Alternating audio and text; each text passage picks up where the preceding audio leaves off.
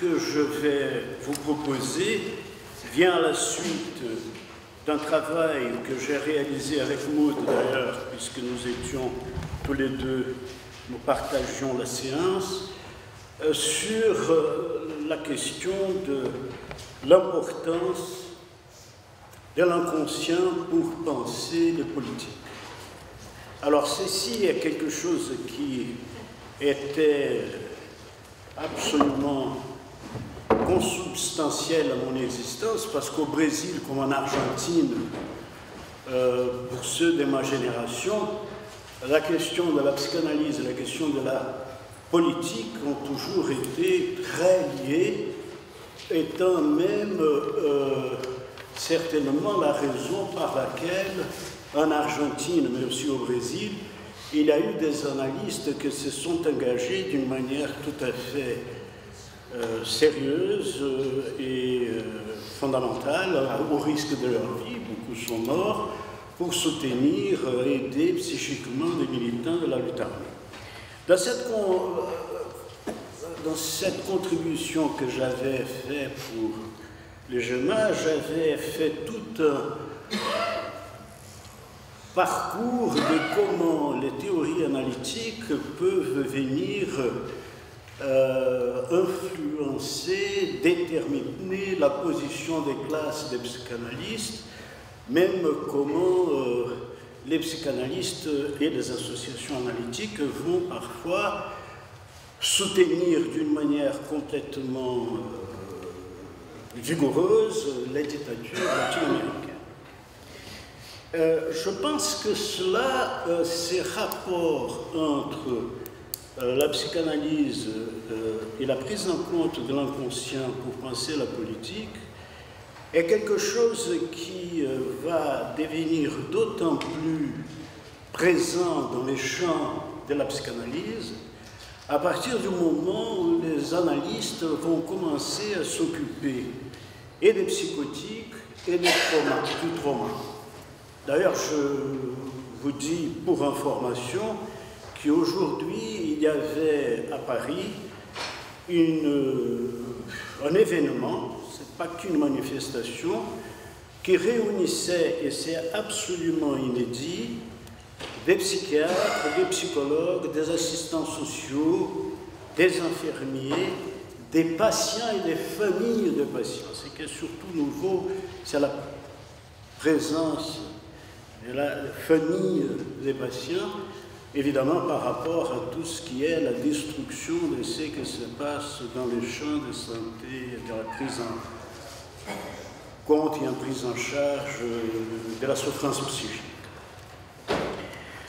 Donc, je disais que c'est ce travail avec les patients psychotiques et les patients traumatisés qui vont permettre aux psychanalystes d'avoir à s'occuper d'une manière tout à fait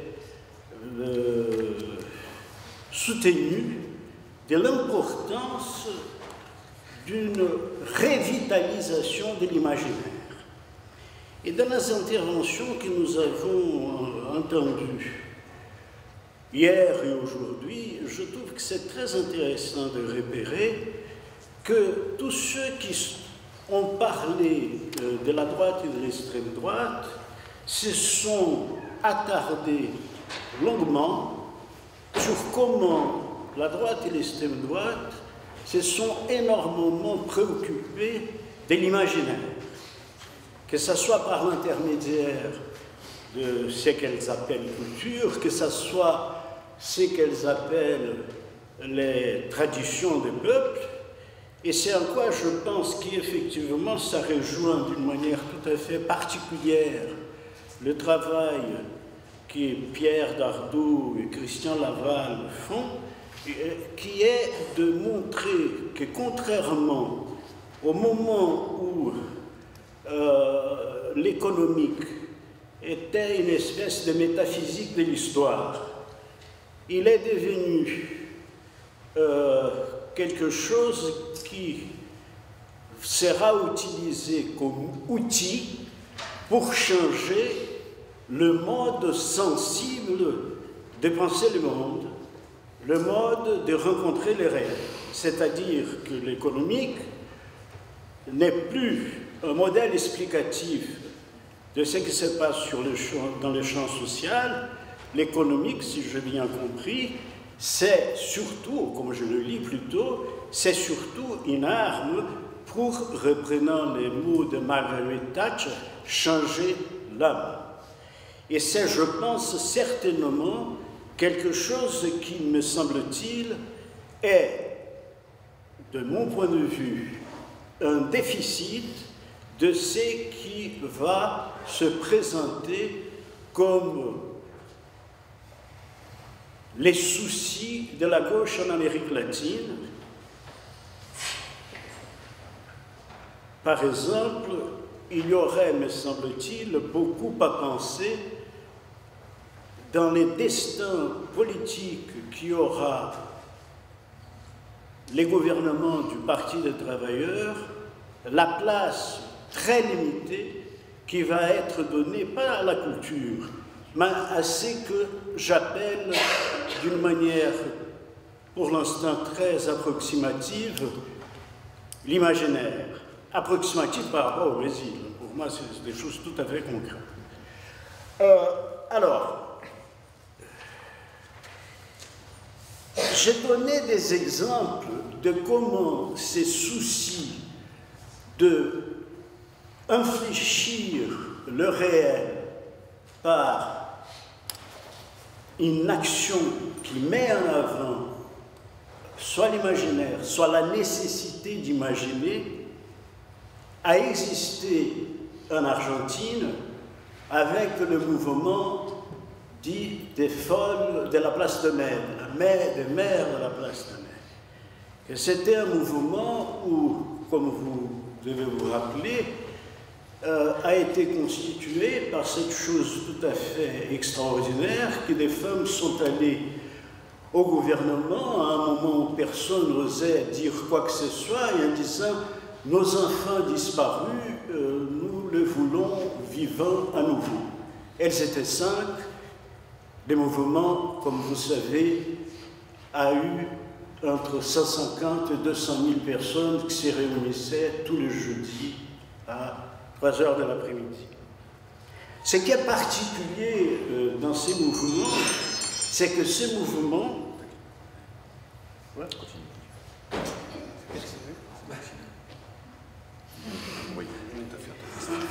Que ce mouvement a été soutenu par une antenne psychothérapique fondée par 2 psychanalystes, Diego Garcia Reynoso et Gilou Garcia Reynoso, qui étaient des militants communistes qui étaient exilés au Mexique et qui, au risque de leur mort, sont rentrés en Argentine pour soutenir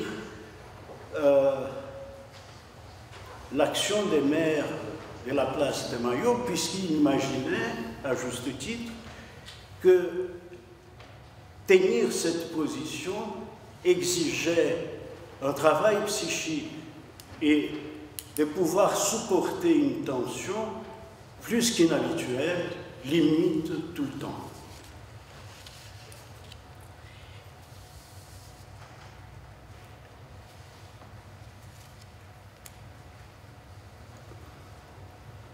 Je pense que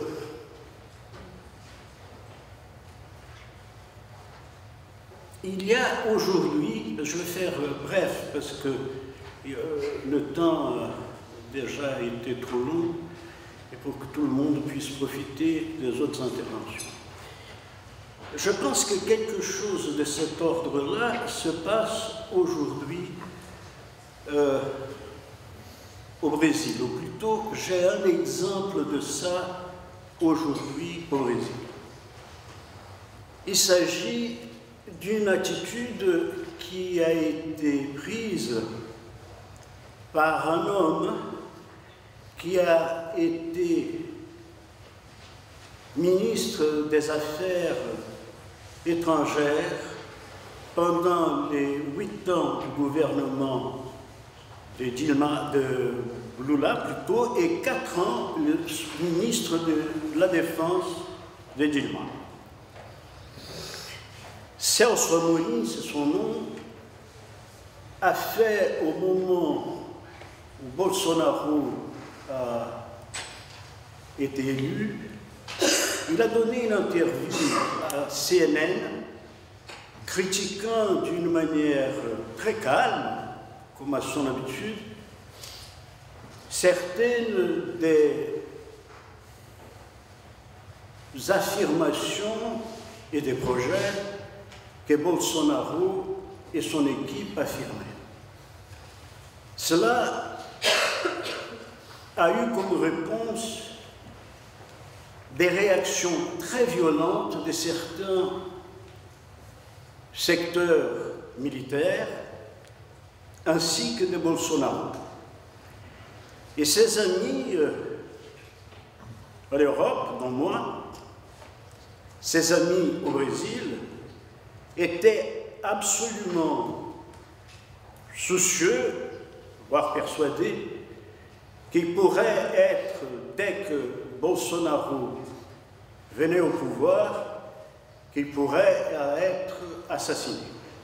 Et je me rappelle d'ailleurs que j'ai à un moment donné parlé à Pierre et à Christian en disant qu'est-ce qu'on peut trouver pour le cas que Celso soit obligé de venir en Europe. Et Celso, à ces moments-là, il n'est plus un enfant, je parle vers ses 80 ans, a pris une décision. Et cette décision est, à mon sens, un exemple de résistance qui rejoint en fait à ce qui ont fait les maires de la place de Mayo et qui rejoint aussi la clinique psychanalytique des psychotiques et du trauma. À savoir, il a décidé de faire des récits. Et donc, à une fréquence régulière, dans une chaîne qui s'appelle Knockout, que je suppose que les Brésiliens qui sont ici connaissent, pendant 15 minutes, à partir d'un fait qui soit au devant de la scène du nouveau gouvernement, il raconte ce qui a été fait pour la même chose pendant les années de Lula. Et ce qui est très extraordinaire dans cette façon de résister, c'est qu'il fait un récit. De même que les maires de la place de Mayo ont exigé qu'on commence à faire des récits sur ce qui s'est passé. En faisant comme elle faisait, c'est sûr, elle fracturait les silences, mais à partir du moment où tout l'espace et tout le temps n'étaient pas occupés par le gouvernement, il y avait la possibilité de reconnaître au moins la question que la pensée était possible.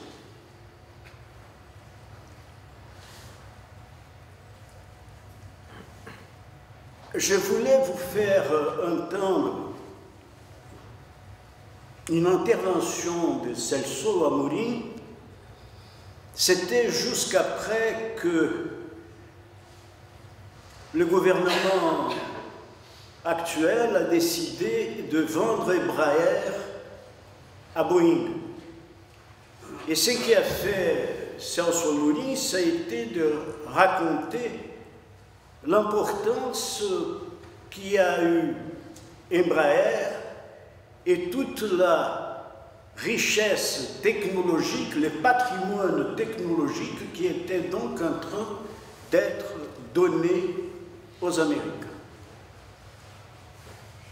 Je voulais vous faire entendre surtout, parce que c'est un Brésilien, et il y a des Français, ça serait trop fatigant, mais pendant 2 minutes, le ton avec lequel il parle.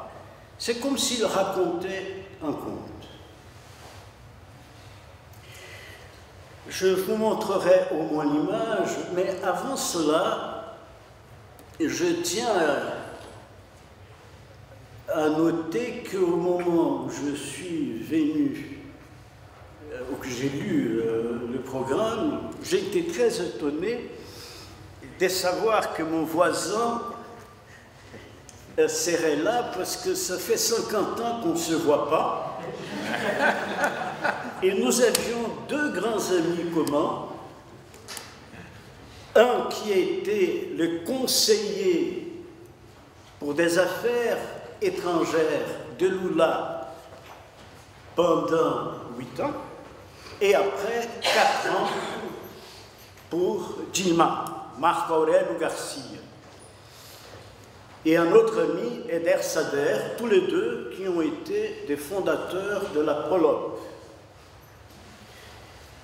Et quand ils sont arrivés en France, réfugiés là du Chili, puisqu'ils étaient l'un et l'autre militants du MIR, ils ont été, entre autres, accueillis par Michel, et c'est comme ça que j'ai connu. Parce que c'était Michael Loney, non, Michel Lévy. Michel Lévy. Et comme Michel, 5 minutes, très bien, comme Michel venait, j'ai acheté son dernier livre, et je vais vous lire 2 passages, parce que je crois que c'est réellement Walter Benjamin, la révolution et les fronts d'urgence. C'est-à-dire, au lieu de penser que l'histoire s'est faite comme un mouvement continu et que tout va aller vers le mieux, c'est de dire que plutôt la révolution, elle freine quelque chose qui est cette course vers l'abîme. Je vais vous lire 2 choses rapidement. La première, c'est ceci.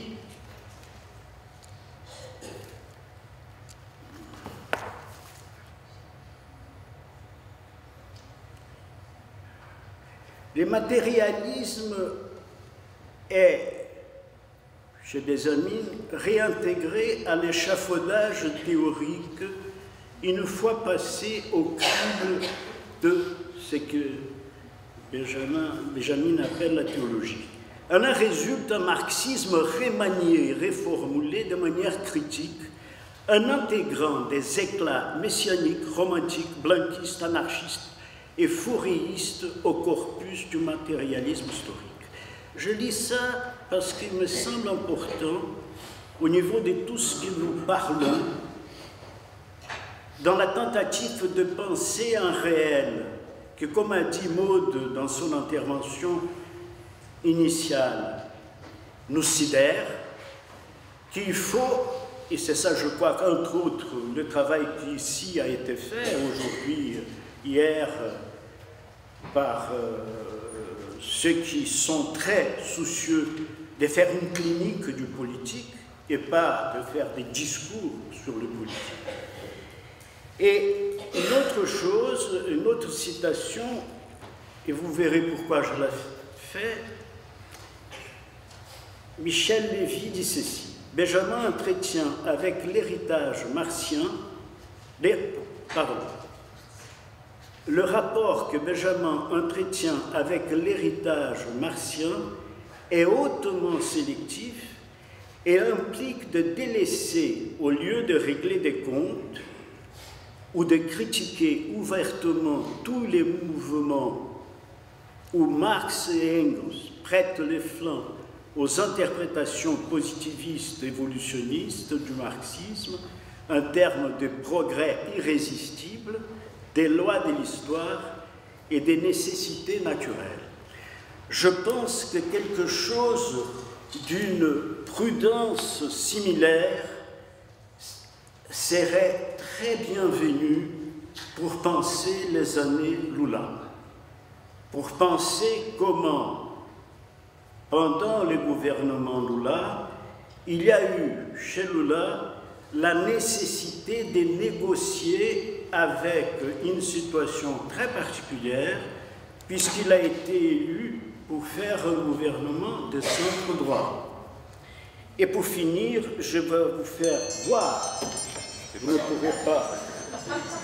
C'est un bruit qui vient du téléphone. Pour que vous voyez un peu, pendant une minute, pas plus, comment c'est là dans cette intervention, il vient de rencontrer Lula, et c'est là qu'il va parler d'Ombrère. Je vais vous le faire entendre, voir pendant une minute.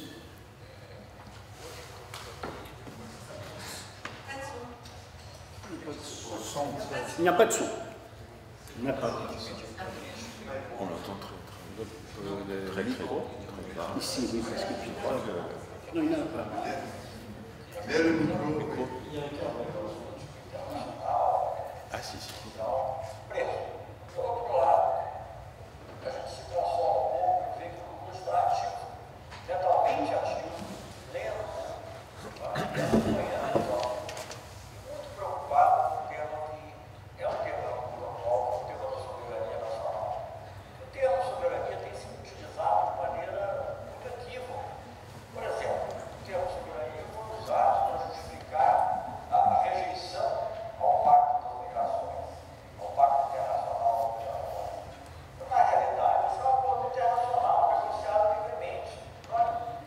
Je vais rester là. C'est un hommage que je fais à notre ex-chancelier qui le mérite, que je pense, encore une fois, c'est une forme de résistance, et il en a certainement mille autres à inventer, mais c'est un exemple qui mérite, me semble-t-il, qu'on le salue. Merci beaucoup.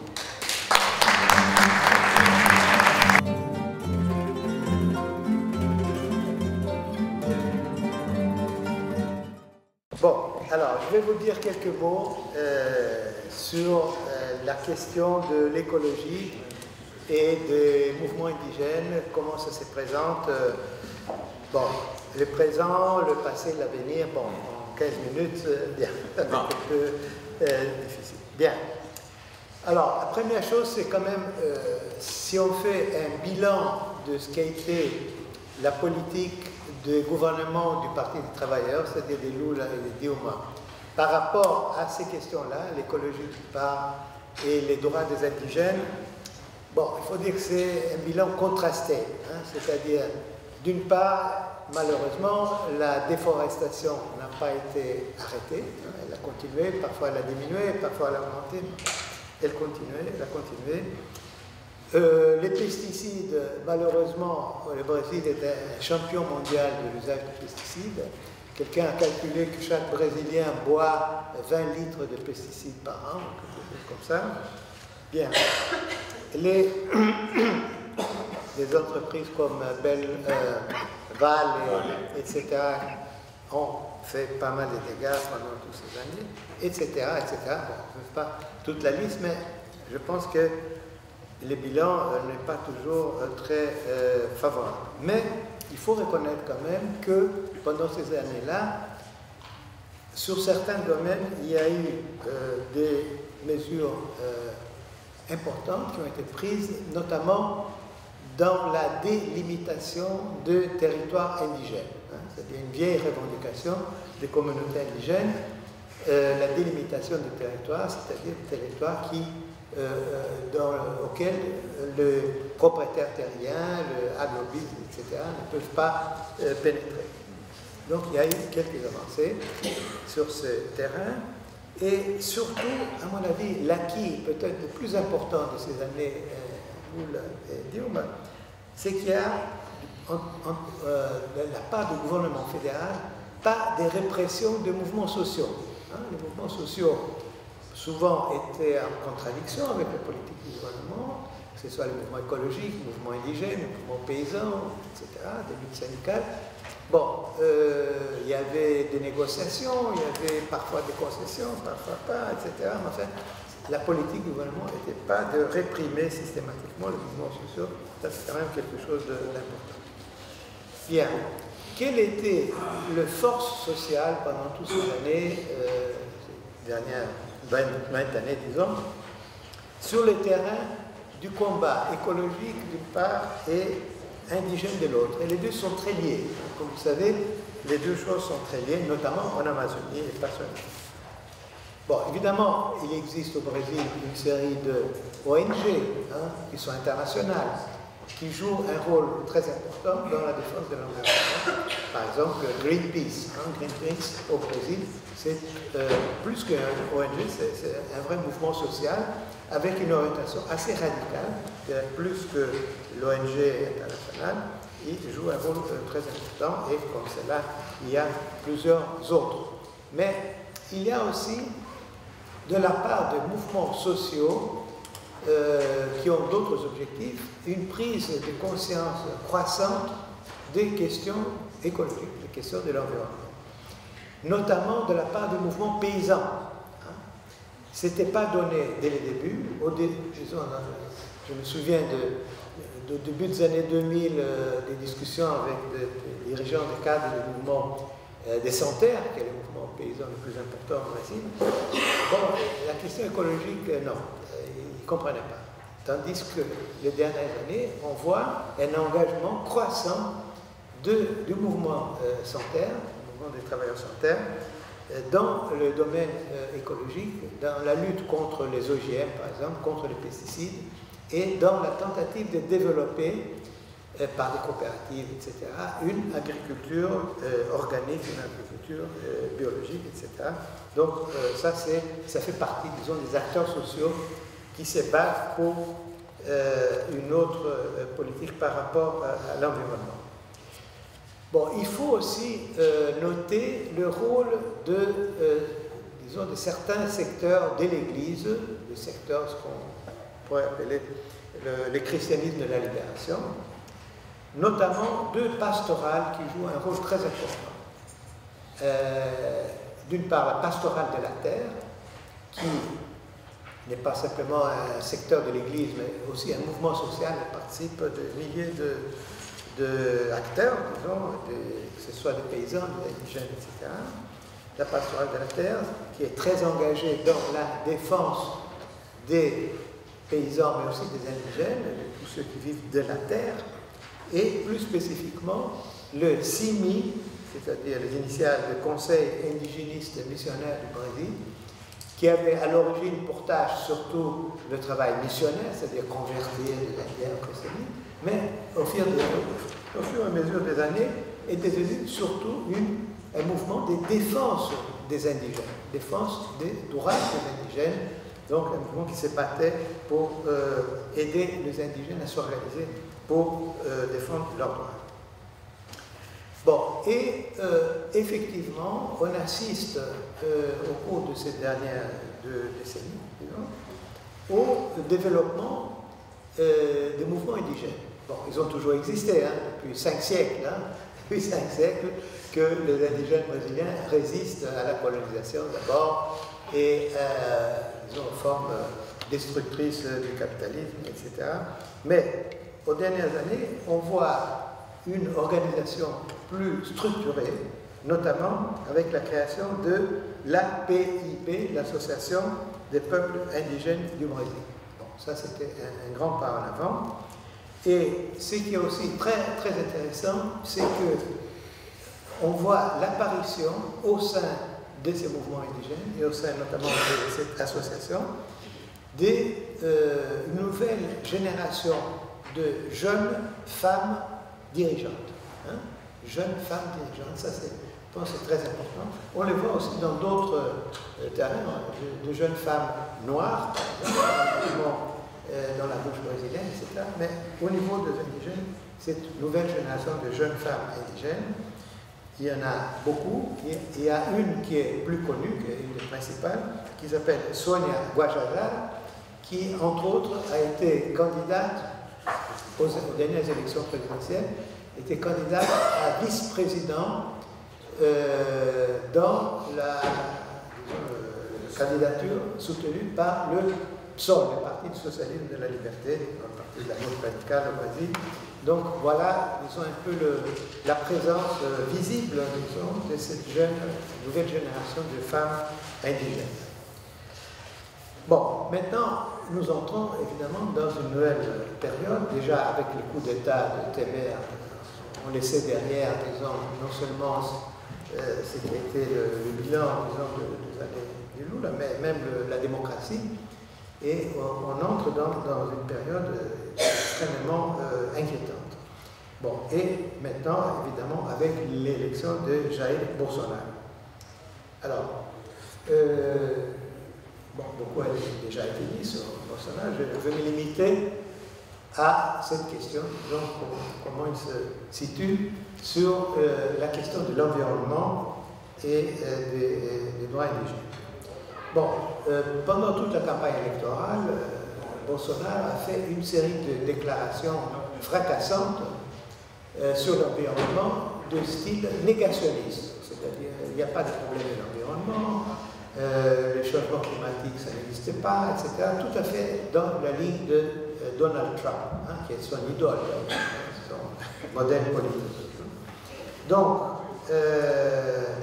et à un certain moment, il a envisagé il a promis qu'il allait suivre l'exemple de Trump et de quitter les accords de Paris, hein, simplement, en claquant la porte. Bon, apparemment, on lui a conseillé de ne pas faire ça, mais bon, quel que soit l'aspect, disons, formel, juridique, de facto, il va, disons, jeter aux orties les décisions des accords de Paris, qui d'ailleurs n'étaient pas tellement formidables. Enfin, c'était une tentative d'affronter le problème, au moins de reconnaître qu'il y avait un problème. Bon. Et il a aussi fait des déclarations expliquant qu'il fallait développer l'Amazonie, c'est-à-dire l'ouvrir au agrobusiness, c'est-à-dire aux compagnies, aux entreprises capitalistes de l'élevage, de la soja, enfin, tout ça ça existe déjà. Une bonne partie de l'Amazonie a été détruite déjà au profit de la production de soja et de l'élevage. Mais bon, lui, il faut l'expliquer qu'on mettait trop d'obstacles, qu'il fallait laisser librement se développer ces entreprises, et aussi explicitement que les indigènes n'ont pas droit à ces terres. Hein, c'est une fausseté, les indigènes n'ont aucun droit particulier sur ces terres, et s'ils ne sont pas contents, ils peuvent aller ailleurs, etc. Donc il y a une déclaration particulièrement hostile aux communautés indigènes. Bien, et il faut dire que en même temps, ça donnait d'une certaine façon le feu vert aux représentants de l'agronégoce, de l'agrobusiness, pour non seulement avancer sur le terrain indigène, mais aussi se débarrasser de cadres indigènes qui faisaient obstacle. Et bon, on sait que les dernières années, ça arrivait souvent, hein, ça arrivait souvent que le latifondisme, le propriétaire foncier, les entrepreneurs, etc., tuaient hein, des cadres indigènes, des militants, parfois des communautés qui les empêchaient de développer leur business. Hein. Donc il y a eu beaucoup d'assassinats par les hommes des mains des propriétaires fonciers, souvent dans la communauté. Bon, maintenant, outre ces déclarations, Bolsonaro a pris une mesure qui est dramatique, qui est de transférer la responsabilité sur la délimitation des terres indigènes qui appartenait à la FUNAI, la Fondation nationale de l'Indien, le transférer au ministère de l'Agriculture. Bon, ça peut sembler une simple mesure administrative, mais ce n'est pas du tout, c'est une mesure politique, parce que la FUNAI avait une tradition depuis très longtemps de protéger les Indiens, dans certaines limites, mais quand même, tandis que le ministère de l'Agriculture est aux mains directement des représentants directs de propriétaires fonciers, de latifondisme, de l'agrobisme. Donc c'est l'agrobisme lui-même qui va délimiter qu'est-ce qu'ils attribuent aux indigènes. C'est ça que ça veut dire, c'est-à-dire très peu ou rien du tout. Bon, donc voilà une mesure extrêmement dangereuse qui aura sans doute, si on permet que ça continue, des conséquences dramatiques pour les communautés indigènes, notamment en Amazonie. C'est là où se concentrent la plupart des 800 000 indigènes qui existent encore au Brésil. Bon, alors, là, il faut dire que cette question-là, qui est la question de l'Amazonie, qui est la question qui est au centre de ces combats pour l'environnement et pour les droits indigènes, c'est pas simplement un enjeu qui concerne la communauté indigène brésilienne, c'est un enjeu qui concerne tout le peuple brésilien et un enjeu qui concerne toute l'humanité. Parce que vous savez que l'Amazonie, c'est encore un des derniers grands puits de carbone à la planète. Bon. Et que si l'Amazonie disparaît, si elle devient une savane, comme les scientifiques ont prévu, si on continue le processus de déforestation, d'ici quelques dizaines d'années, l'Amazonie sera une savane, semi-désertique. Bon, le changement climatique sera déjà totalement incontrôlable. Donc c'est un enjeu qui nous concerne tous. Et donc, les combats, il faut organiser la solidarité internationale avec les écologistes brésiliens, les communautés indigènes, les mouvements sociaux, les mouvements chrétiens, etc., qui se battent pour empêcher ce désastre.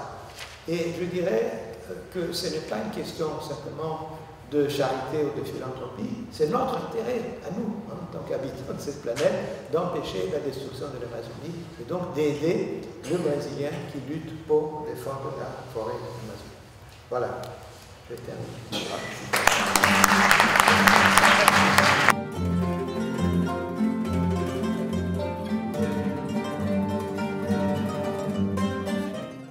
Cette intervention, j'essaierai de parler de mouvements sociaux et de résistance avec un accent dans la violence, l'État et les dernières menaces. Bon, la communication que je propose ensuite est dédiée à faire partie de l'exercice collectif déjà engagé par les GENA pour discuter et essayer de mieux comprendre le néolibéralisme en tant que ces forces nouvelles et multiples. En considérant certains des aspects et des événements les plus récents de la situation brésilienne actuelle. Tout d'abord, je pose en évidence le facteur de la violence d'État et la militarisation de la politique. Maud et Hirata hier ont déjà mis en évidence ce sujet, qui n'est pas le sujet de mon recherche, mais qui sera le sujet de cette intervention. Donc je parlerai de la violence non pas seulement comme un élément toujours présent et constitutif dans l'histoire brésilienne, mais surtout de la façon dont elle s'exprime plus récemment, ces dernières expressions constituant maintenant une des menaces plus évidentes pour la possibilité de résistance, et même d'existence de mouvements sociaux. Et notre mot, c'est les limites de la résistance, la constante menace pour même la possibilité d'être tué. Je parlerai donc sur une base, prenant en compte à travers un ensemble d'expériences récentes des résistances au Brésil, qui sont aussi réunies et débattues dans un petit ouvrage un ouvrage collectif qu'on a récemment paru, et c'est ouvert aussi dans Internet, malheureusement seul en portugais, qui s'appelle Les limites de l'accumulation, mouvement et résistance dans les territoires.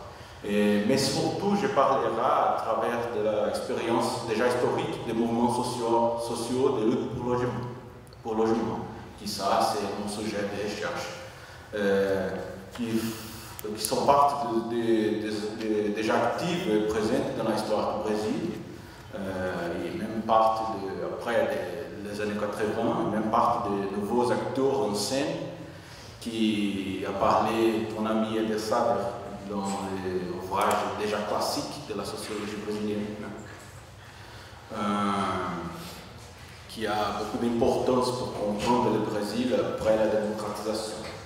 Et ce mouvement-là, qui aujourd'hui peut également être compris comme une médiation fondamentale de résistance, car au cours de ces dernières années, ce mouvement a réussi de se construire en tant qu'interlocuteur d'une part significative de la population marginalisée, instituant, je dis maintenant, seulement le mouvement de logement, instituant la communication directe et matérielle, territoriale, à travers des occupations auto-organisées. Pour ça, occupant une partie du vide laissé par les partis des travailleurs qui, depuis son élection pour le mandat de présidence de la République et depuis 2003, a progressivement abandonné l'interlocution avec la périphérie et avec l'espoir, en remplaçant l'horizon de l'émancipation populaire, l'horizon des droits constitutionnels, par une inclusion à travers de la consommation, dans un projet de gouvernement des urgences et d'un pacte conservateur avec la oligarchie brésilienne, possible pendant les années de croissance économique basée sur le boom de commodities. Mais c'est fini le boom, c'est fini le pacte. Et donc l'impeachment de Dilma, c'est issu de ces fins de commodities, de boom de commodities aussi, et fin de l'impact conservateur. Ces groupes qui tombent contre l'expulsion des plus pauvres de la ville, les luttes de mouvements sans droit, ou même une lutte pour rester dans la ville au cours des 10 années, des 10 dernières années. On était mon principal objet de recherche, et aussi même on essaie de militance et recherche, de travail de militance et de recherche ensemble. J'ai souligné que ces exercices d'essayer de débattre les menaces récentes ne s'agit pas de comprendre les phases et les formes de domination néolibérale comme des étapes successives et qui, une hypothèse, sera nettement marquée par une nouvelle montée de la violence au Brésil. Mais plutôt, j'ai essayé de faire pour comprendre une multitude de variations susceptibles et superposées, ce qui peut arriver en même temps. Combien de temps j'ai? Non, le temps militaire, c'est 15 minutes, 20 minutes? C'est 20 minutes. 20 minutes. J'ai encore le temps. 5 minutes. Oui, je ne sais pas que c'est 5 minutes. C'est-à-dire qu'il s'agit de penser des relations entre des différentes variantes qui pouvant être renforcées elles-mêmes ou coexistantes simultanées, des dimensions plus ou moins démocratiques, plus ou moins autoritaires, plus ou moins populistes, plus ou moins violents, avec des décisions populaires ou non, etc. Dans ce sens-là, le Brésil connaît actuellement un moment propice pour entendre la violence d'extermination systématique de la population, dont une partie est maintenant entendue et dirigée directement vers les mouvements sociaux et aussi la pensée critique, comme indéniablement deux ennemis internes sous les yeux et les cibles d'État, qui a marqué les fins de la nouvelle République du Brésil. Pour la première partie, je vais penser un peu les relations de violence et d'effacement. La violence n'est pas d'aujourd'hui, elle n'est pas nouvelle, elle est constitutive de notre société, mais il s'y aggrave avec l'inclusion de ces nouveaux groupes de technologies d'extermination. Donc les insurrections populaires, les résistances, les actions multiples de ce que nous avons appelé des mouvements sociaux, une lutte pour émancipation, même pour liberté populaire, tout au long de notre histoire au Brésil font partie d'une histoire inconnue et effacée. L'effacement de la mémoire, non seulement de la résistance, mais aussi du savoir, des langues, des cultures, des peuples et des groupes, certains déjà complètement exterminés, ainsi que de la méconnaissance généralisée des proportions et des formes de recours de violence tout au long de la formation du pays, comme les génocides indigènes et les génocides de la Genèse et de la périphérie brésilienne, parmi de nombreux autres exemples possibles, menés sous une fausse image d'une société pacifique, soutenant fondamentalement des formes de domination et de gouvernement basées sur une vie quotidienne extrêmement violente. Une telle technologie gouverne dans ses diverses variantes historiques qui consolide sa place, mettre le pauvre comme le marginal et ennemi de la société. Comme nous savons déjà, sont plus de 60 000 morts violentes par an au Brésil. C'est un chiffre de guerre civile. La même société qui ne connaît pas son passé, qui n'y a pas de son histoire réelle, c'est la société qui a empêché de reconnaître les proportions et les fonctions de la violence dans sa vie quotidienne. C'est une absence de mémoire, et, par exemple, une mémoire réelle, comme penser que l'Amazonie est un espace vaste et vide, et dans l'état naturel, une idée moderne, occidentale, dépourvu d'interférences humaines, se soutient, effaçant ainsi les résultats historiques de l'interaction. Voilà. On voit l'Amazonie, c'est les résultats historiques de l'interaction des humains avec l'environnement pour plus de 15 000 années. 15 000 années. Ainsi, les projets de développement, qui sont plus que les mêmes dans la dictature et dans le gouvernement de PT, malgré la démarcation très importante, ça prend comme une continuité. Ça explique Belmonte, ça explique les grandes œuvres, ça explique de penser l'espace, le territoire du Brésil comme un espace vide. C'est une idée fausse, hein, et c'est pas vrai. Bon, quel temps 10 minutes. Bon, voilà. Par exemple, le 18 mars de 2019, alors que j'ai écrit ce texte ici, dans le Rio de Janeiro, un enfant de 12 ans a été abattu par la police alors qu'il promenait dans la rue avec 3 coups de fusil. Avant d'être conduit par l'hôpital, par la voiture de la police, il a déjà tout à fait blessé, bien blessé, il a été menotté. Avant d'être embarqué dans la voiture, les policiers ont changé les scènes de crime, ont récupéré les capsules de balles. Le garçon est mort peu de temps après, dans le même jour. Un enfant de 12 ans tué avec la violence explicite par l'État. Et dans le lendemain 19 mars, tout se passera sous une apparence de normalité. Les nouveaux enfants seront bientôt tués par l'État. Je pourrais énumérer beaucoup de chiffres et de cas, ce n'est pas les cas, hein, mais tout à fait seulement pour mettre dans le centre de la violence. Il y a quelques semaines aussi, lors de la grande fête populaire du Brésil, le carnaval, s'est passé une manifestation populaire.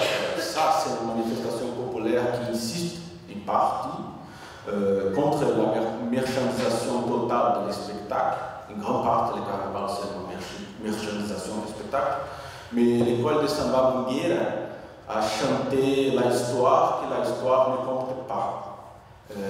L'autre côté de le même endroit. Elle a chanté aussi avec ce qui a été effacé des livres. Étant rappelé des héroïnes de la résistance populaire comme Dandara, l'esclave Dandara, était la conseillère municipale de Psol, assassinée récemment par la milice Marielle Franco. L'école de Mangueira a été champion consacré de carnaval, mais plutôt plus importante que les prix de concours.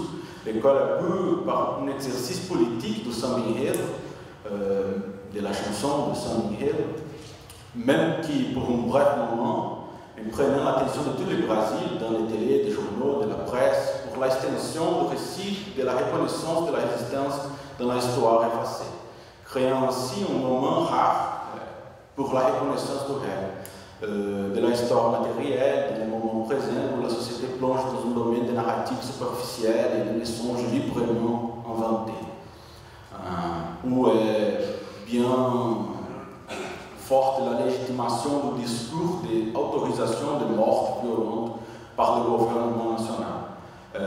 À la fin du défilé je ne sais pas si c'est le mot correct en français, l'école Mangueira, les slogans positivistes du drapeau national, ordre et progrès, português, que ça remettra à compte, ont été remplacés par les slogans indien, noir et pauvre. Donc la mort de Marielle, l'arrestation récente des suspects et des preuves trouvées nous laissons très proches des liaisons directes au cœur de l'actuelle présidence avec la milice. C'est le groupe criminel qui opère territorialement la ville de Rio de Janeiro et aussi d'une échelle nationale, mais qui dans son capillarité est capable de financer et d'élire des conseillers, des députés, des sénateurs et même voilà le président. Compte tenu de cette hypothèse, le Brésil pourrait être considéré maintenant donc un pays gouverné par le régime néolibéral et autoritaire sous la directe influence des groupes criminels, ce qui impliquera que nous pensons considérer un changement de fond dans le système de légitimité et vérité de la violence d'État. Le nouveau néolibéralisme autoritaire qui généralement classifié comme ça, qui se développe aujourd'hui au Brésil, est donc une forme de gouvernement capable de concilier fondamentalement la dimension privée des relations, annulant la dimension publique du pacte social, et en même temps allier la guerre civile militaire, le racisme d'État, les attaques frontales sur les biens communs, les changements environnementaux, même l'ouverture de la minerie dans de réserves indigènes, le pétrole, la sécurité sociale, la loi de protection sociale, et voilà, tout ce qu'on a déjà dit dans ces colloques. Donc maintenant, sur l'influence directe et contrôle de groupes criminels, sans perdre de vue l'exercice qui tente de comprendre les étapes du néolibéralisme, il est important de souligner un changement qui s'est passé avant ça. C'est pas maintenant, c'est pas abrupt. Les deux modèles au monde des gouvernements, de gouvernementalité. Dans une période antérieure, qui apprend de la rationalité néolibérale, pendant les années 90 jusqu'à 2016. Et surtout dans le gouvernement de PT, même, entre 2002 et 2016, qui fonctionnait à travers un réseau de programmes et de projets de médiation et de gestion des urgences, en développant une technologie gouvernementale, une technologie de gouvernement véritablement néolibérale. Ça, c'est véritablement, c'est nouveau et c'est néolibéral, reposant également sur un type de gouvernement de nombres, de chiffres, disposant de puissants outils de registre et technologies essentielles orientées vers la maîtrise des urgences. Et donc, en s'agissant en dehors des registres de la hétéronomie des droits des domaines publics, ou de sa pleine garantie par l'État, c'est-à-dire en modifiant les registres d'un domaine normatif des intérêts entre les domaines publics et privés. Bon, je vais tout droit à la fin. Il y a 10 pages que je ne peux pas dire, mais j'ai envoyé les tests après pour les archives des généraux. Mais on remarque avec le développement, c'est tout à fait difficile de dire ça. Développementalisme, c'est une idée qui pense voilà, comme l'Amazonie comme un espace vide, ou même comme une idée naïve de que l'industrialisation a été possible au Brésil, sans s'effacer des traces plus de l'héritage colonial. Parce que l'héritage colonial, c'est là encore, l'héritage de l'esclavage. Donc, dans l'idée des sociologues Francisco de Oliveira, l'idée de l'ornithorynque, que j'ai déjà parlé dans les dernières sessions, il y a, en vrai, le Brésil, le moderne, c'est issu de l'héritage. C'est une production active de les tracés plus anciens du Brésil. Et voilà la conclusion, que ça ne va pas faire beaucoup de sens sans l'autre part des textes. Pardon pour ça.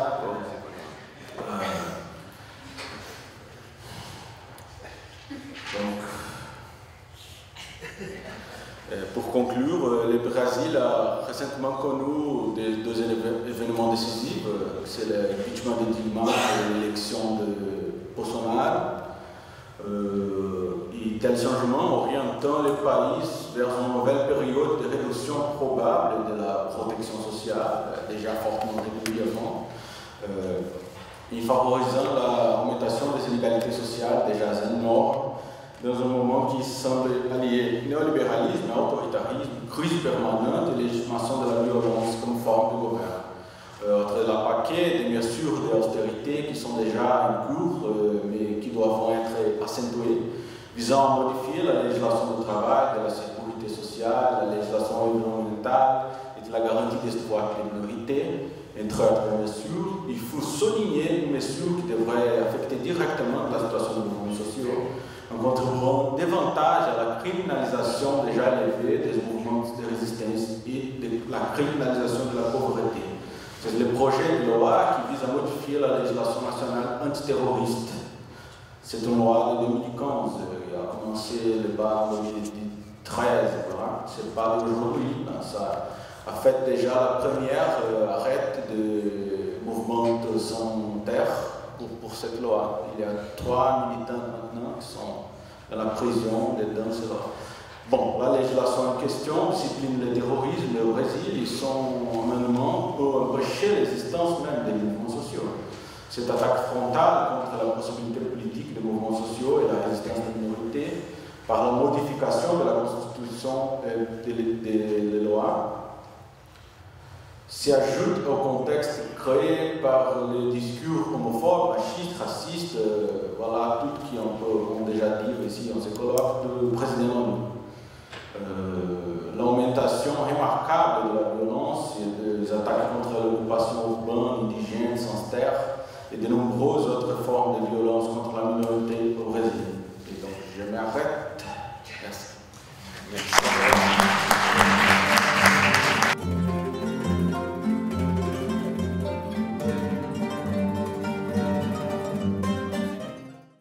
Pour venir ici parler de quelles possibilités de résistance d'ici, de France, en sachant que, bon, bien sûr, les remparts les plus fondamentaux à Bolsonaro et ses gouvernements d'extrême droite hyper bordéliques, c'est ça les mots qui malheureusement qui me viennent à l'esprit, vient du Brésil, des mouvements au Brésil, des réflexions faites au Brésil, des actions menées au Brésil. Ceci dit, la solidarité internationale reste quand même un élément très important, ne serait-ce que pour soutenir ceux qui sont là-bas en train d'affronter les balles et les baïonnettes, comme on dirait au 19e, mais on n'est pas si différent au Brésil du 21e. Donc, on est parti de ce constat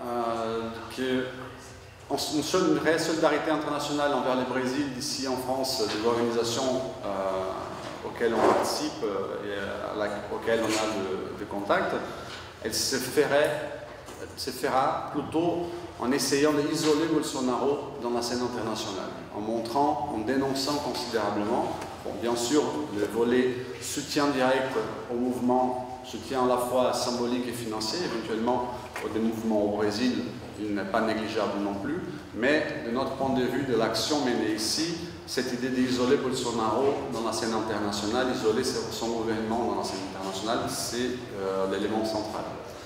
Avant de développer tout cela, ça va sembler beaucoup, cette intervention, comme une sorte de grosse publicité à l'association dont j'appartiens, mais c'est pas ça l'objectif.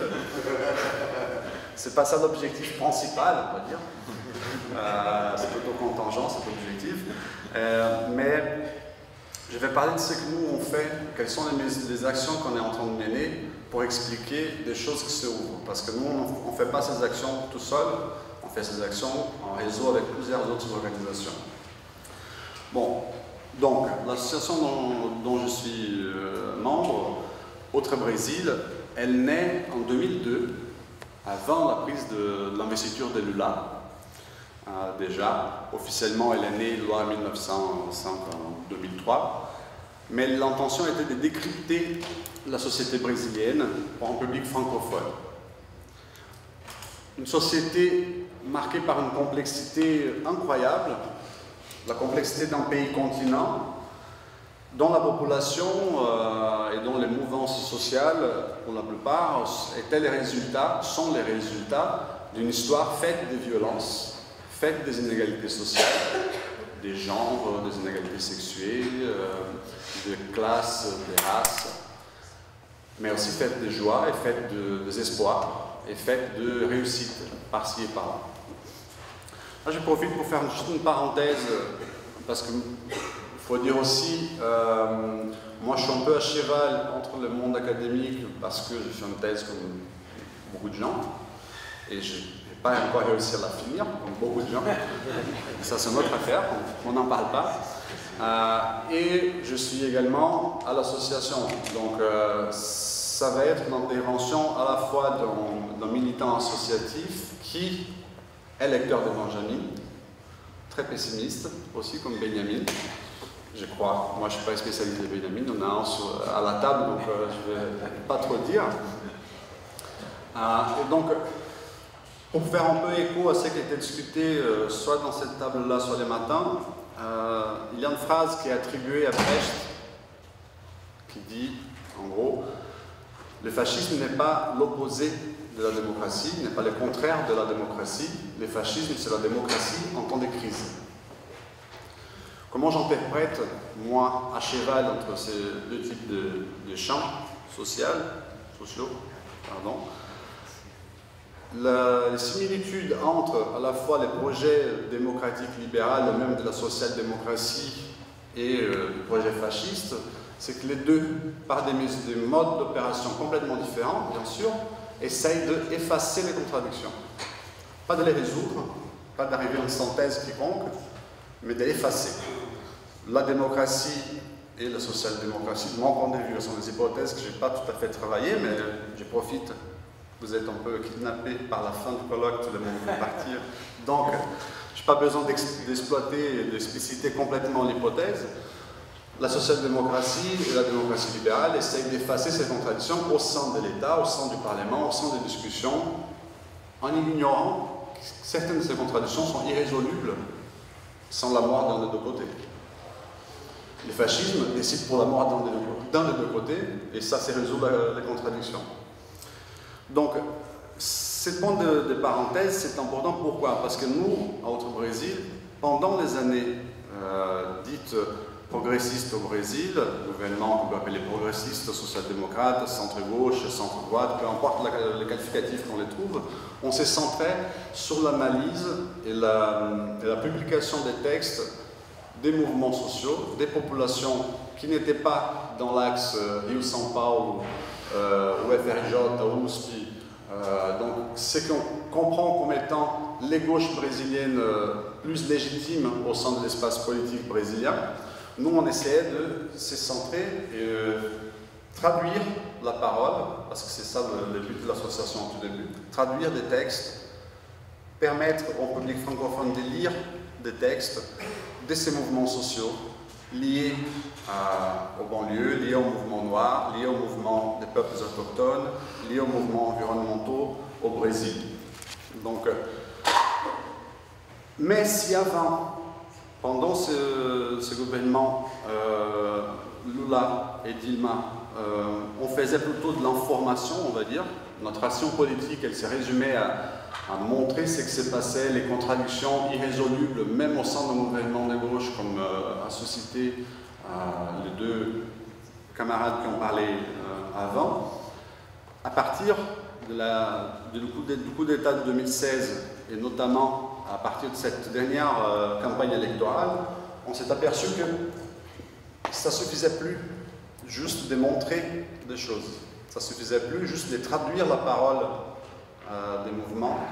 Cette solidarité-là, elle était trop petite face aux enjeux qui se déroulaient au Brésil. Donc là, on commence à avoir une activité strictus sensus politique plus claire.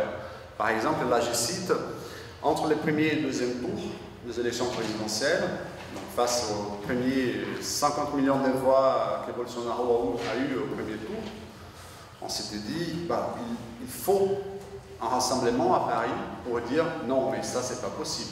Le Brésil ne peut pas dépasser ces Rubicons-là est tombée sous les mains de Bolsonaro. Donc c'était la première qu'on a fait, je pense que ça va être la dernière parce que l'énergie elle était incroyable, combien on dépense pour faire un rassemblement.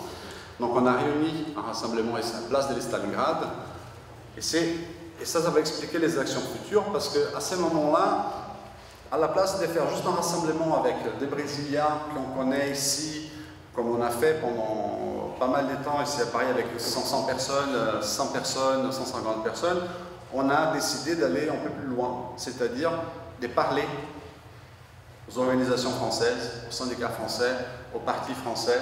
On s'était dit, si les fascismes arrivent au Brésil, il arrive en Hongrie, il arrive par-ci, il arrive par-là, il arrive en France. Donc, la solidarité, elle est aussi là. Voir ces points de connexion, voir ces points de ressemblance entre les deux mouvements. Et, dans un espace de 10 jours, on a rassemblé à peu près 30 organisations différentes, syndicats, partis, ONG, et on a fait un rassemblement de 2000 personnes à la place de Stalingrad. C'est que c'était jamais vu pour Paris par rapport au Brésil, bien sûr, parce que la France n'est pas le Brésil, même si la France fait frontière avec le Brésil. La plus grande frontière terrestre de la France, la plus grande frontière terrestre de la France officiellement, c'est avec le Brésil, mais pas avec l'Allemagne, mais pas avec l'Espagne, c'est avec le Brésil. C'était un exploit incroyable de pouvoir mettre 2000 personnes dans une place à Paris pour dire non à Bolsonaro. C'était à partir de là, donc à partir de cette expérience-là, qu'on s'est dit, bah voilà les modes d'action nécessaires pour faire avancer cette solidarité internationale. On ne peut pas être une association qui a un salarié, 15 membres du conseil d'administration très engagés, certes, mais on n'est rien face à tout cela. Donc du coup, on a lancé par la suite, en fonction aussi de cette expérience, une coalition. Donc la coalition pour essayer de mettre en commun les actions de plusieurs organisations qui d'ailleurs ont des partenaires au Brésil. Dans cette coalition, par exemple, on a Amnesty International France, qui a une branche au Brésil et qui a aussi travaillé avec des partenaires au Brésil. On a CCFD, Terre Solidaire, on a Emmaüs International, on a ACT UP Paris, on a ATTAC, on a CRID, on a une trentaine d'organisations qui sont dans cette coalition pour à la fois partager entre elles l'état des luttes, des mouvements et l'état des droits fondamentaux au Brésil, parce que les informations vont être éparpillées entre thématiques traitées par chacune de ces organisations. Parce que par exemple, ACT UP Paris qui s'occupe plutôt de la question des séropositifs LGBT, c'est pas vraiment la situation de questions des terres, de questions de peuples autochtones au Brésil. Donc l'idée étant de à la fois partager ces informations, partager ces analyses et à la fois mener des actions communes. Une des premières actions communes qu'on a menées, c'était une action assez symbolique, juste au niveau de l'opinion publique française, si on peut dire. C'était une tribune lancée le 1er janvier, après l'investiture de Bolsonaro, aux Libérations, pour dire, voilà, la société civile organisée, j'aime pas non plus, en tant que sociologue, j'aime pas non plus cette terminologie, mais bon, en tant que militant associatif, je dois l'employer, et donc je m'excuse de ma part, je m'excuse à moi-même, mais bon, bref, je fais beaucoup de choses comme ça, désolé. Donc, pour montrer que la société civile organisée française, elle fait attention au Brésil, elle est là aussi pour dire non à Bolsonaro, et elle est très attentive à ce qui se passe au Brésil. Et ça c'est vrai, ce n'est pas juste les rats qui rougissent, quoi, qui fait ce magnifique film yougoslave, bon, on va pas entrer là-dedans, je ne sais pas comment traduire rouge, ou rat qui rouge, le bruit du lion, rugissent. Le rugissement. Ouais, les rats qui rugissent, c'est un film magnifique, vraiment magnifique, je vous invite tous à voir. C'est pas l'idée de raconter plus qu'on est, et ça c'est vrai parce qu'on voit le nombre d'activités qui se font depuis les 1er janvier, je dirais même depuis octobre, autour du Brésil, c'est incroyable. Les débats, les conférences, les tables rondes, les colloques, les séminaires, des séances dans toutes les universités, mais aussi dans des espaces militants, dans des espaces associatifs. La société civile française, bon, les champs sociaux français sont très attentifs à ce qui se passe au Brésil. Donc nous, avec cette tribune, on a montré qu'elle est aussi organisée. Ces champs-là sont organisés pour regarder le Brésil. Mais ça, c'est un premier exploit, en quelque sorte, juste pour montrer qu'on est là. Et là, on commence à avancer vers à la création d'un plaidoyer plutôt spécifique en fonction de thématiques différenciées. On n'a pas encore lancé aucune campagne là-dessus, pour être concrètement clair.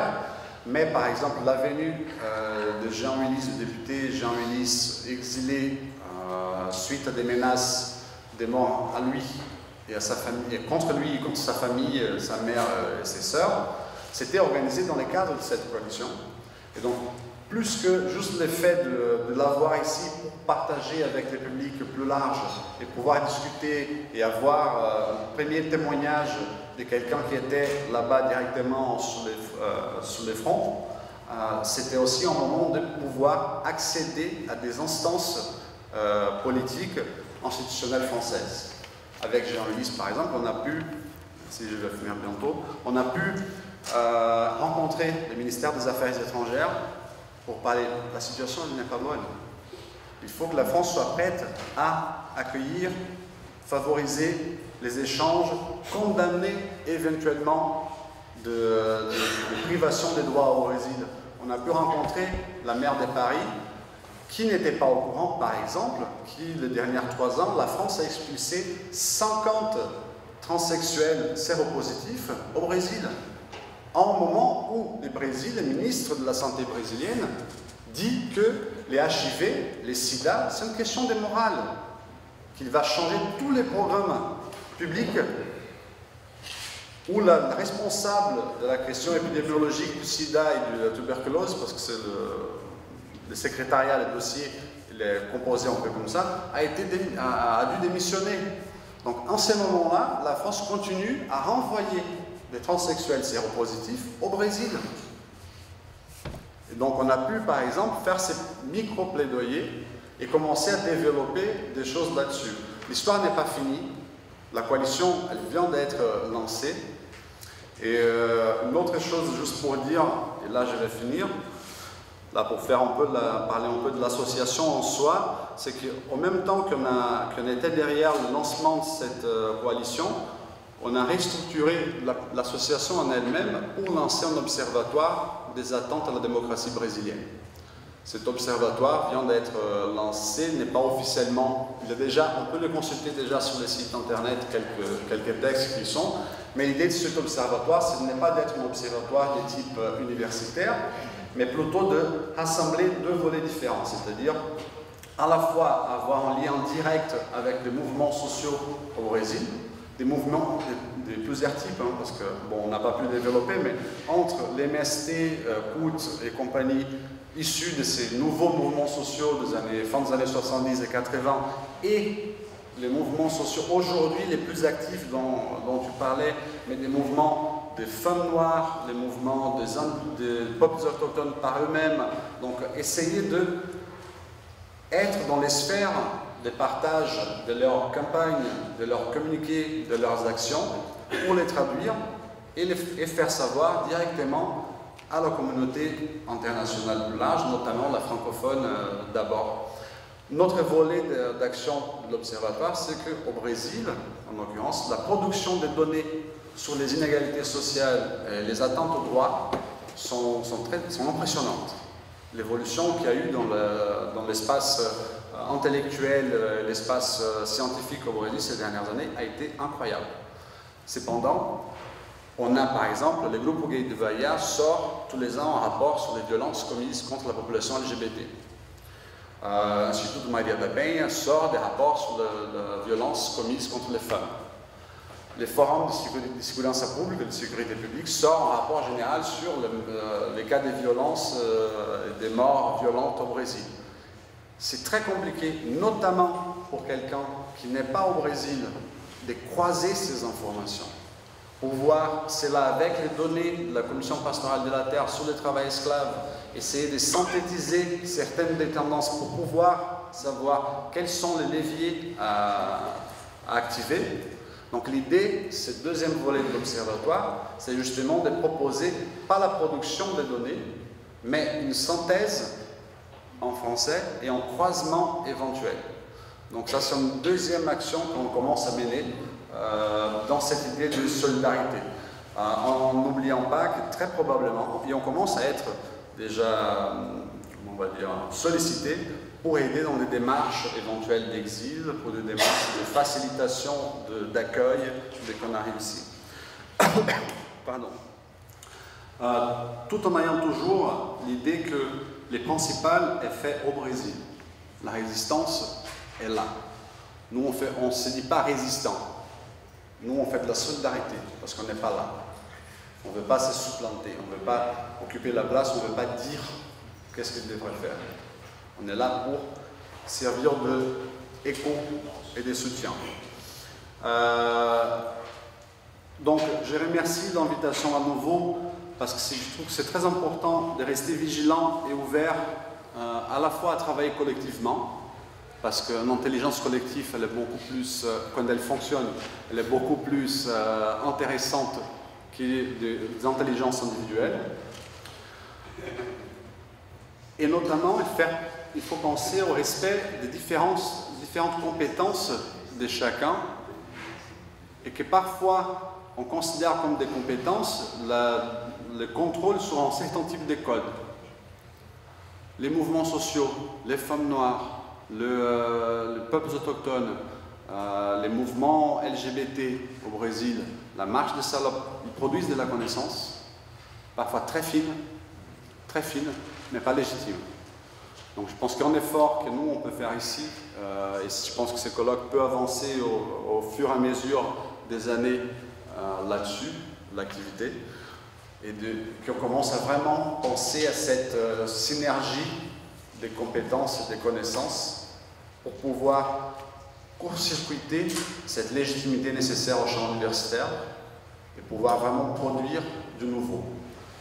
Avec ceux et celles qui sont là en pensant en Benjamin, sont là en train de venger leur mort, que ça n'arrête pas de venger leur mort, et ceux et celles qui à chaque fois essayent d'arracher la joie au futur. Donc je vous remercie. Désolé si je l'ai passé.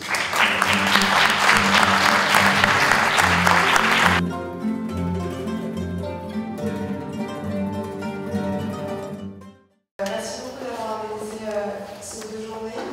Je voulais faire un petit commentaire qui bougerait sur une question, parler d'une petite minorité dont on n'a pas vraiment parlé, aussi la moitié de la population, donc les femmes.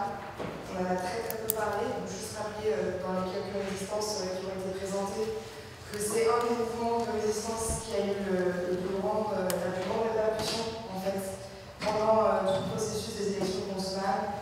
Et je pense que de la même manière que les femmes noires, les LGBT, les autochtones, les petites minorités ou celles qu'on n'entend pas forcément, qui ne sont pas forcément visibilisées, ont beaucoup à nous apprendre. Et je pensais à ça parce que je pense qu'il faut se poser la question au sein par exemple, d'un colloque, la question du vide qui est revenue plusieurs fois depuis hier et aujourd'hui. Il y a un grand vide en fait chez les populations, et il y a un grand vide plus ou moins réel en fait que les personnes se représentent, et que parfois du coup il est rempli par du bruit. On dit beaucoup de bruit. Ceux qui sont déjà et celles qui sont déjà allées par exemple à Rio, c'est une ville extrêmement bruyante, et on remplit par la télévision, par la religion, par la musique. Il y a plein de formes de remplir ce bruit. Et je pense que nous, notre mission peut-être, c'est de savoir en fait comment on va tenter en fait de répondre à ce vide. Parce que là, l'écho qu'on fait, on se l'entend entre nous, et peut-être essayer de voir et d'apprendre des autres mouvements, comment faire pour que ça résonne au-delà des murs du CNAM, au-delà des murs d'université. Je pense que l'exemple qu'il y a eu à travers, par exemple, les mouvements sociaux tels que Moulès, qu'on pense lors du carnaval peut nous apprendre beaucoup. Alors, je ne sais pas si on a qui écrit le samba ou quoi, mais je pense qu'il faut peut-être penser tous ensemble et toutes ensemble à comment faire en sorte de répondre à ce bruit et à surtout à ce silence qui est obligé parfois et à ce vide en fait. Merci.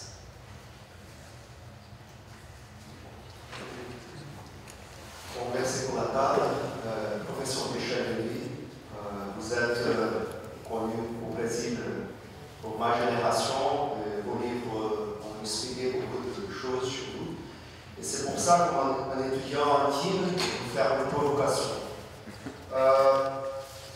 Vous avez parlé beaucoup du bilan contrasté. Dans ce sens-là, ça me rappelle un peu le débat entre Kautsky et Lénine dans l'essence de la guerre. Kautsky disait toujours dans un bilan contrasté que la guerre était comme ça, que les capitalistes n'auront pas si loin. Et Lénine était toujours en disant que le capitalisme et la guerre, c'est la même chose. Et au Brésil, nous vivons nous étions passés pour un bilan contrasté, et dans ce sens-là, nous étions, comme disait André, Taïsa hier, Daniel Elat, nous avons une guerre permanente contre le mouvement social, une guerre urbaine, une guerre contre la drogue, c'est en vérité une guerre contre les écologistes, contre toutes les manières de résistance. Et moi, je vais penser beaucoup, ici nous parlons beaucoup de coup d'État et de Bolsonaro, mais moi je vais parler, je vais critiquer la façon qu'on fait la résistance au Brésil. Moi je vais parler des luttes, de la grève générale qui a commencé par le 8 mars avec les femmes. C'est comme ça que la grève générale a commencé au Brésil. Moi je vais parler de ces résistances que nous avons au Brésil, autant de critiquer pour amener une résistance que j'ai fini avec vos propositions d'internationalisme, mais conscient, organisant en guerre dans ces bilans Kautsky et Lénine, dans ce sens. Merci. Moi, je voudrais d'abord remercier, je suis venue hier après-midi et cet après-midi, je trouve que le niveau des discussions est vraiment très intéressant. Et là, je voudrais faire une petite demande à Michael Longwy, parce qu'il a dit quelque chose qui me semblait, enfin, que je ne connaissais pas, dans la mesure où, au départ, j'ai peut-être mal compris quelque chose.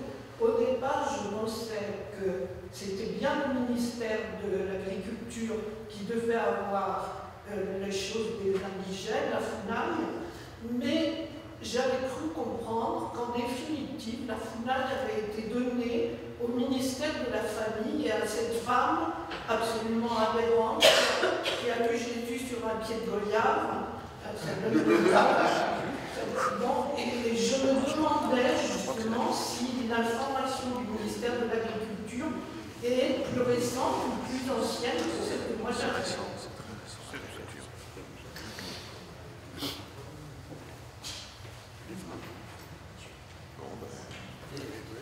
Une intervention ici, s'il vous plaît. Oui. C'est un complément d'information parce que je suis ni économiste ni sociologue. Et je voulais faire le lien entre deux interventions que j'ai entendues cet après-midi. Il me semble important de retravailler sur les récits et sur l'imaginaire. Et bon, je pense que j'ai accompagné la création d'une société internationale de mythe-analyse. Avec autour d'Hervé Fischer. Je n'ai pas entendu, société internationale de mythe-analyse. Voilà, donc c'est-à-dire qu'en fait, Hervé Fischer, qui en était à l'origine, a justement essayé de distinguer la mythe-analyse, qui pourrait être un récit collectif des origines, de la psychanalyse, qui évidemment procède aussi de récits. Et pour ces analyses des mythes, eh bien, il faut peut-être sortir à la fois de l'économie et de la sociologie pour aller vers la littérature.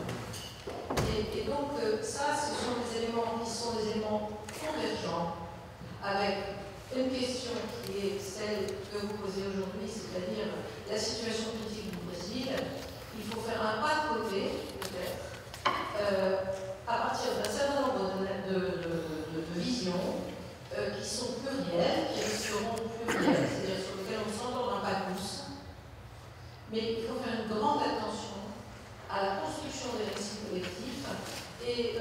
trouve que dans les colloques qu'on a fait jusqu'à aujourd'hui, pour la Société internationale de l'analyse à laquelle j'ai participé, il n'y avait pas de Brésiliens. Et il n'y avait pas de gens qui travaillaient sur l'Amérique latine. On en a eu donc sur le Canada, on a fait le sud d'Italie. Et je pense qu'il faudrait maintenant écouter les récits qui viennent de l'Amérique latine et voir comment ça se construit par rapport aux autres récits de la construction du monde contemporain. Si, une dernière intervention. Ah oui, Daniel. Bonjour. Je vais poser ma question à Michel.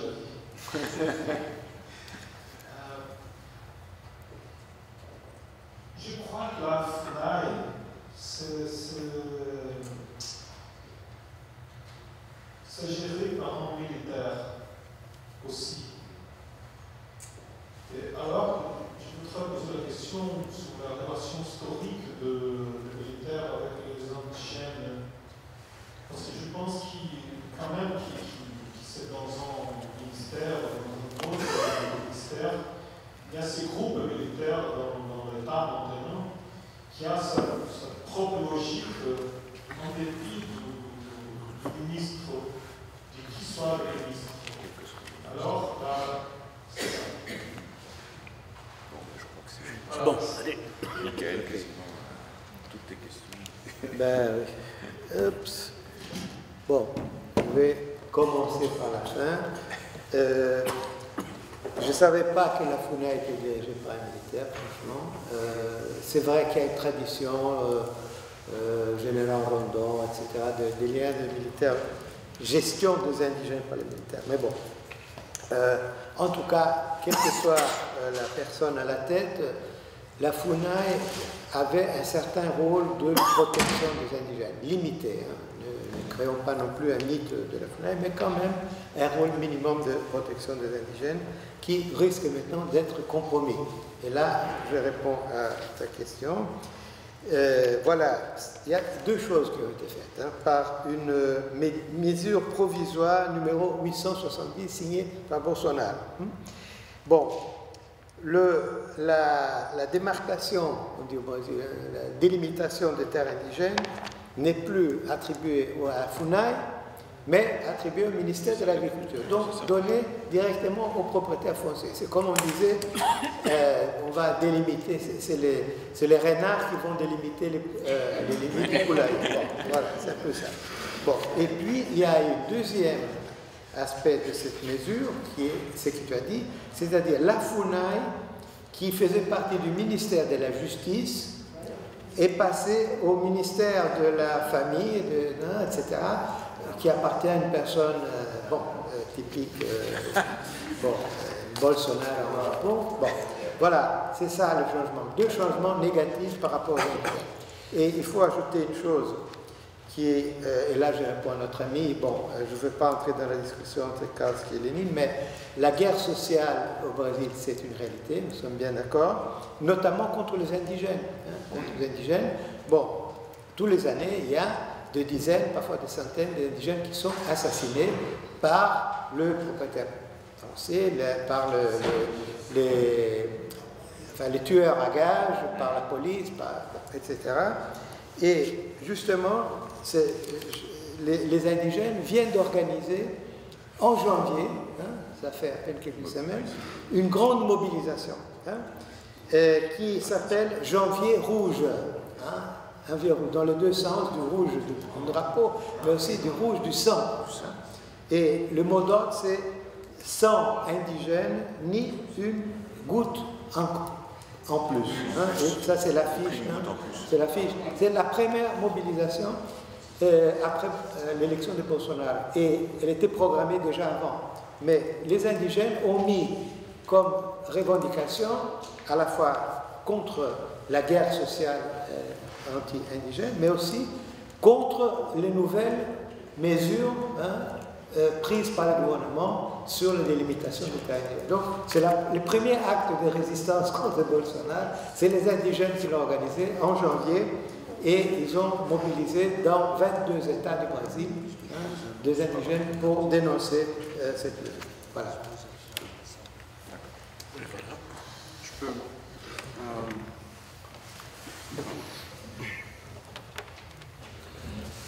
Juste aussi quelques éléments, pas quelques éléments de réponse, mais des réflexions par rapport à la question du vide, la question des résistances.